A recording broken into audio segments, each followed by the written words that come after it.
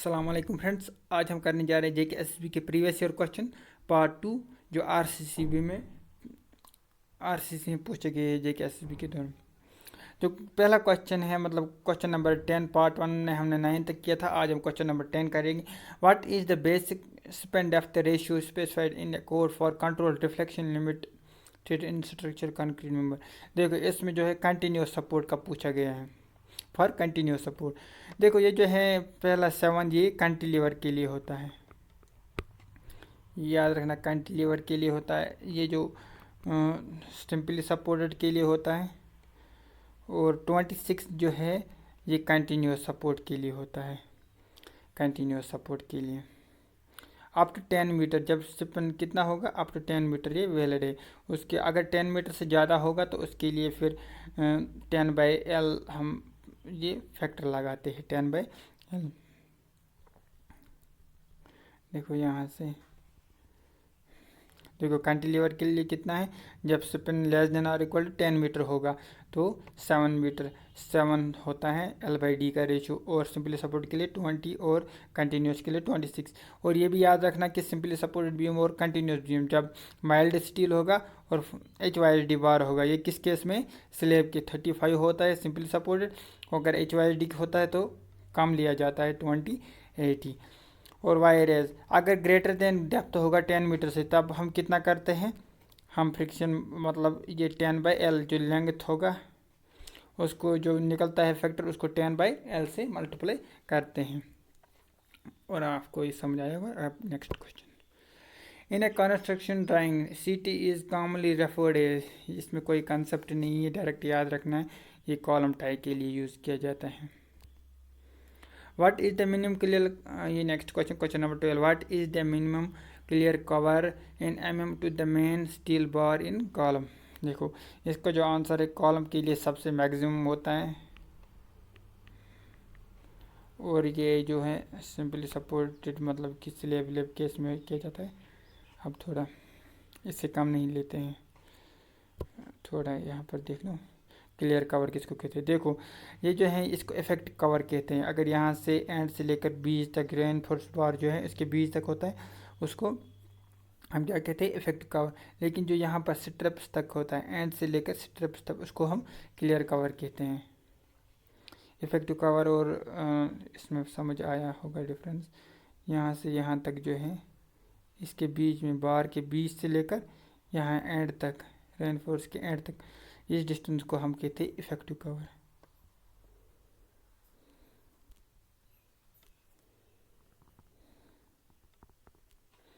है, समझ।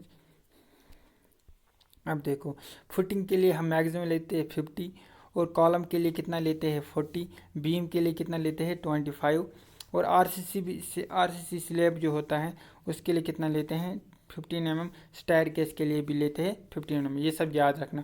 और जो मैक्सिमम होता है मैक्सिमम हम ले सकते हैं 75, उससे ज़्यादा नहीं लेते हैं हम 75 मैक्सिमम। ये स्पेसिंग याद रखना आ सकता है मैक्सिमम, इससे ज़्यादा हम नहीं ले सकते। Question number 13। The characteristic strength of material is defined as. जो कैरेक्टरिस्टिक स्ट्रेंथ है अगर हम सो सिंपल लेंगे तो 5% ओनली 5% तो जो लोड होगा वो फेल होगा, मतलब कि क्यूब्स फेल होंगे। देखो इसका मतलब क्या है, अगर हम सो सिंपल लेंगे सो सिंपल में ओनली 5% 5 सैंपल्स हैं जो फेल होंगे, जो हमको डिज़ायर्ड कैरेक्टरिस्टिक स्ट्रेंथ चाहिए, यानी कि मीन स्ट्रेंथ से खाली 5% जो है सैंपल्स वो फेल होंगे और जो 95 हैं वो पास करेंगे उस स्ट्रेंथ से जो हमको रिक्वायर्ड हैं। देखो इसका इधर से है यहाँ पर थोड़ा देखो मीन स्ट्रेंथ इतना जो है ये है इस पोर्शन जो 1.65 से इधर इतना जो है ये पास करेंगे। ओनली जो 5% रिजल्ट हैं वो फेल करेंगे जो हमको रिक्वायर्ड स्ट्रेंथ हैं। लेकिन जो अगर लोड के बारे में पूछा जाए जैसे कि लोड के बारे में 300 किलो न्यूटन हमको डिज़ाइन चाहिए, अगर हमको तब क्या है ओनली 5% से ओनली 5% टाइम वो लोड इस डिज़ाइन लोड से पास करेगा। 95% जो लोड आएगा उस स्ट्रक्चर पे वो हमेशा 90 मतलब कि 95 टाइम्स उससे बिलो होगा, इस लोड से बिलो होगा। तो इसका अलग अलग है, ये याद रखना, इसमें कन्फ्यूज मत मत ना, देखो इसका जो आंसर है बी होगा। चलो अब next question, if the compacting factor of concrete is 0.95 then what will be the workability according to Indian standard. इसका जो होगा आंसर ये मीडियम होगा। देखो अब इसमें थोड़ा कंपेयर करना, देखो हुप वैल्यू क्या होता है।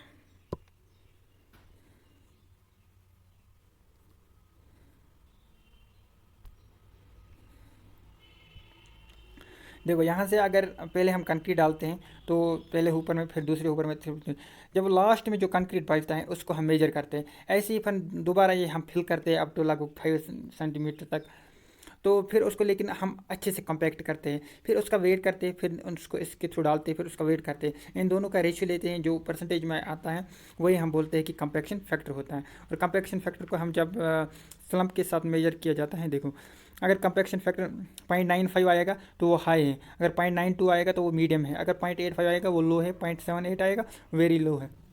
ऐसे अगर हम कंपेयर करेंगे कंपैक्शन फैक्टर को स्लम्प के साथ, वो 0.878 कितना आता है 0 to 25 mm, और 0.85 कितना है 25 to 50। इसको याद रखना, इस टेबल को आ सकता है फिर से।